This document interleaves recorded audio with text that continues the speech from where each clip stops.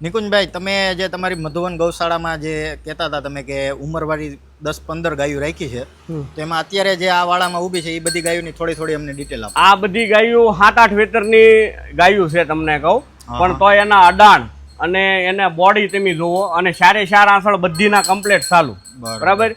આથી ઉંમરવાળી ગાયો પછી બીજી ગૌશાળા છે ને ન્યા છે, ત્યાં વાસળીઓ અને ખાલી ઉંમરવાળી ગાયો એ બધી 13-14-15 વેતરની ગાયો છે, પણ બધીના સારે આંસળ હજી કમ્પ્લીટ ચાલુ. ખાલી 2 જ ગાયો, આ 80 ગાયોમાં 2 ગાયો એવી છે કે એને આંસળ એકને એક ઓછો છે ને એકને 2 ઓછા છે, બાકી બધીને કમ્પ્લીટ આંસળ ચાલુ.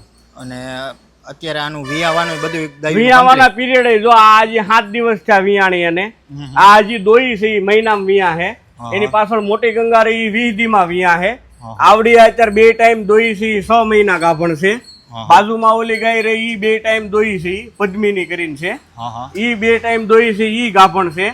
પછી આવડી આ ગાય તે 2 ટાઈમ અત્યારે દોઈ છે અને આ વિયાણી એને 8 મહિના થયા, હજી 5-5 લીટર દૂધ કરે અને ગાભણ છે અને 4 મહિના છે. બરોબર.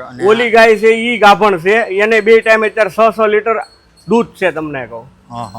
એટલે મિલ્ક પ્રોડક્શનમાં એ બધી ગાયો મિત્રો બહુ સારી છે. વિયા એટલે એવરેજ તમને કહું મોટીઓ આવું 7-8 વેતરની થઈને તો 8-9 લીટર 10 લીટર એવી રીતની ગાવું દૂધ કરે.